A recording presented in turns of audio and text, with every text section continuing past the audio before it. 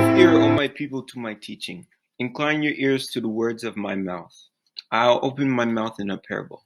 I will utter dark sayings from of old, things that we have heard and known that our ancestors have told us. We will not hide them from their children.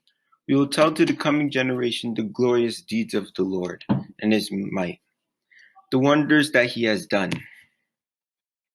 He chose his servant David and took him from the sheepfolds. From tending the nursing ewes, he brought him to be the shepherd of his people. With an upright heart, he tended them and guided them with a skillful hand.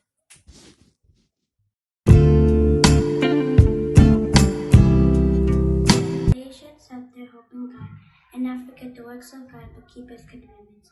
And that they should not be like their ancestors, a stubborn and rebellious generation, a generation whose heart was not steadfast, whose spirit was not faithful to God. Amen. The Amorites armed with a bow turned to the day of battle. They did not keep God convenient and refused by according to his law. They forgot what he had done and the miracles he had shown them. In the sight of their ancestors, he worked marvels in the land of Egypt, in the fields of Zon. He divided the sea and let them pass through it, and made the water stand like a heap. In the daytime he led them with a cloud, and all night long with a fiery light. He split rocks open in the wilderness and gave them drink abundantly as from the deep.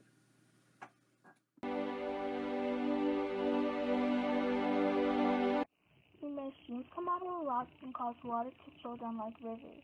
Yet they sinned still more against him, rebelling the Most High in the desert. They tested God in their hearts by demanding the food that they craved. They spoke against God, saying, "Can God spread a table in the world?" Even though he struck the rocks, the waters gushed out and torrents overflowed. Can he give bread or provide meat for his people? Therefore, when the Lord heard this, he was full of rage.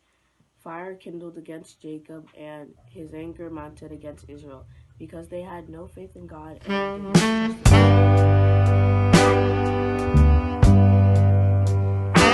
Yet he commanded the skies above and opened the doors of heaven. He rained manna down on them to eat, and gave them the grains of heaven. Mortals ate the bread of angels. He gave them food in abundance.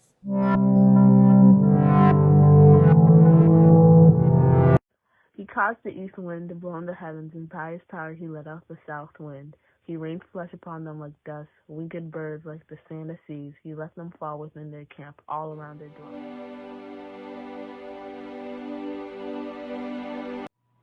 And they ate and were filled, for he gave them what they craved.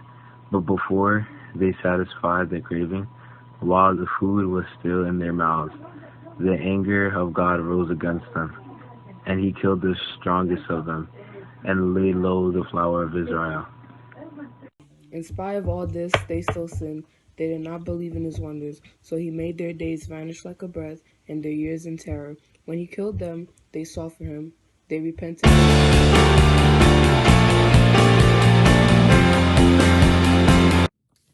They remembered that God was their rock, the Most High Redeemer. They flattered them with their mouths and lied to them with their tongues. Their heart was not steadfast. They were not true to his covenant.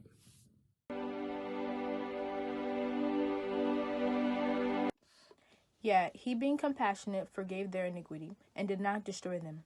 Often he restrained his anger, and did not stir up all his wrath. He remembered that they were but flesh, a wind that passes and does not come again. How often they rebelled against him, come the wilderness, and grieved him in the desert.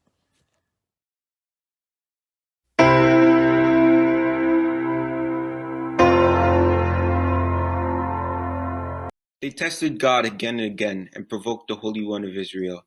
They did not keep in mind his power, or the day when he redeemed them from the foe.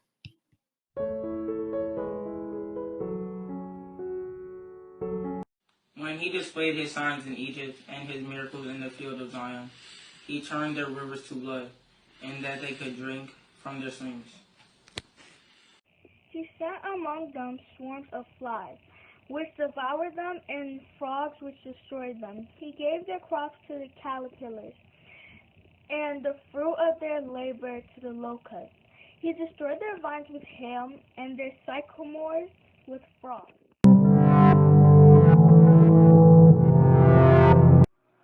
He gave over their cattle to the hail and their flocks to the thunderbolt. He left loose on them his fierce anger, wrath, indignation, and distress, a company of destroying. He made a path for his anger. He did not spare them from death, but gave their lives to pledge.